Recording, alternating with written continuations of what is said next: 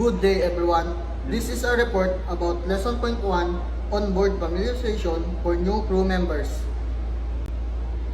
New crew members joining a ship must be familiarized with their duties and important information about the ship. This is to ensure that new people on board ship understand their responsibility through before consuming their duties. It is the duty of the master of the ship to ensure that new crew members is given proper familiarization training to ensure personal safety and well-being of the ship. The master would designate a qualified person in charge of training and crew members of the ship. Through all crew personnel joining ship must be to do STW training. There are several specific instructions which are important for safe operation on ship. The main aim of the familiarization training is to make a new crew members aware of important safety procedures that are carried out on the ship while working on during an emergency situation. So ang sample is ang mga crew members natin nga mga bago nga nakasakay is ginanda mag familiarize ka ship para in case ka nga emergency. It is the duty of the officer in charge of training and crew members regarding number 1, instruction on SOLAS and MARPOL. Number 2, important features of master list. Number 3, guidelines on how to tackle all kinds of emergency situation on ship. Number 4, important documents and publication of ships. Number 5, ships fire control. Number 6, different types of firefighting appliances and procedures to use them. The officer must be followed. Also ensure that the new crew members know the following. Number 1 is location of life jacket and immersion suits along with the procedure to wear that life jacket. Location of escape routes, action for man overboard situation. Number 3, different types of alarms on board ship. Number 4, location of her cabin along the location of the nearest escape route and fire extinguisher. Procedure on abandoned ship alarm. His or her duties in the master list and during emergency situation. Basics of firefighting of ship. Action to be taken in case of emergency before further medical assistance and received. Operation of bar and watertight doors fitted on ship. Important instruction on various drills on ship. Procedure to operate fire extinguisher. Procedure to raise an alarm in case of an emergency. It is normal procedure on board ship that the new crew member will be given familiarization of his or her duties by the person who is being relieved. The familiarization training will include duties to be performed by the new crew member, specific equipment to be operated and maintained, specific watchkeeping duties, and any particular instructions regarding machineries or ship parts which the new crew member should know. The crew members belong to the deck side. He or she will be familiarized with navigation equipments, GMDSS, steering system, mooring equipment, cargo handling equipment, and etc. If the crew member belongs to the engine side, he or she will be familiarized with the designated machinery, maintenance procedures, and watchkeeping procedures. Apart from the watchkeeping procedures at sea and at port, the new crew member would also be briefed about any standing orders from the chief engineer or captains. Or safety instructions. Apart from duty and safety instructions, the officer in charge of the familiarization training should instruct the new members regarding important issues such as garbage management plan and how to handle garbage on ships, ballast water management plan, oil pollution prevention plan, lifeboat release procedure, ship security plan, lifecraft release procedure. Note that training on life-saving appliance and firefighting appliances must be completed as soon as possible and not less than 2 weeks after joining the ship. Our next topic is lesson 7.2. We're talking about STCW code section A61, chapter 6, STCW 2010.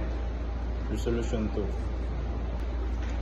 Safety familiarization training. Before being assigned to ship duties, all personnel employed or engaged on seagoing ship other than passenger shall receive approved familiarization training in personal survival techniques or receive sufficient information and instruction taking account of the guidance given Part B to be able to A.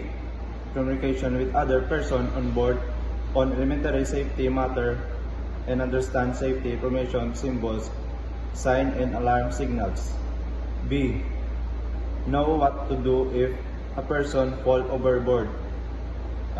Like may natabo nga nahulog sa barko, kailangan wala mong mga procedure about sa natabo o kung mag-rescue. Then fire or smoke is a detect or may matabo nga sunog sa barko, kailangan bala naman mga direction about mga exit.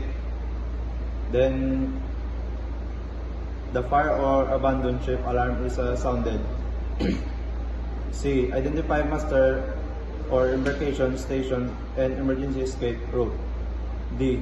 Locate and don life jacket. E. Raise the alarm and have basic knowledge to use the portable fire extinguisher. F. Take the immediate action upon interacting an accident or other medical emergency before seeking further medical assistance on board. And G. Close and open the fire weather tight and watertight door fitted in the particular ship other than those of all openings. So number 2 is seafarers employed or engaged in any capacity on board ship on the business of that ship as part of the ship's complement with designated safety or pollution prevention duties in operation of the ship shall before being assigned to any shipboard duties. A. Receive appropriate approved basic training or instruction in personal survival techniques as set out in Table A-6/121. Fire prevention and firefighting as set out in Table A-6/122. Elementary first aid as set out in Table A-6/123. And personal safety and social responsibilities as set out in Table A-6/124.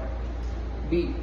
Required to provide evidence of having achieved the required standard competence to undertake the task, duties, and responsibilities listed in column 1 of tables A-6/121, A-6/122, A-6/123, and A-6/124 through demonstration of competence in accordance with the methods and the criteria for evaluating competence tabulated in column 3 and 4 of those tables, an examination or continuous assessment as part of an approved training program in the subjects listed in column 2 of those tables. Number 3. Seafarers qualified in accordance with paragraph 2 in basic training shall be required every 5 years to provide evidence of having maintained the required standard of competence to undertake the tasks, duties, and responsibilities listed in column 1 of tables A-6/121 and A-6/122. Number 4. Parties may accept onboard training and experience for maintaining the required standard of competence in the following areas. A. Personal survival techniques as set out in Table A-6/121. Don a life jacket, board a survival craft from the ship while wearing a life jacket, take initial actions on boarding a lifeboat to enhance chance of survival, stream a lifeboat, draw or sea anchor, operate survival craft to equipment, and operate location devices including radio equipment. B. Fire prevention and firefighting as set out in Table A-6/122 use self-contained breathing apparatus and effect RSQ ng smoke-filled space, using an approved smoke-generating device aboard while wearing a breathing apparatus. Exemptions. 5.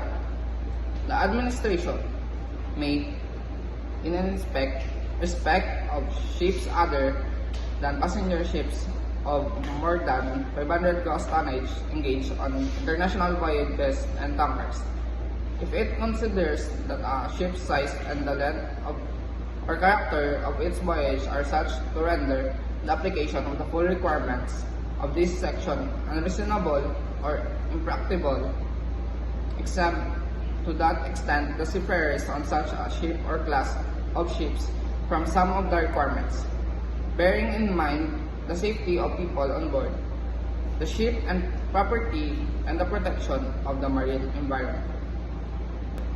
So that's all, sir. Thank you.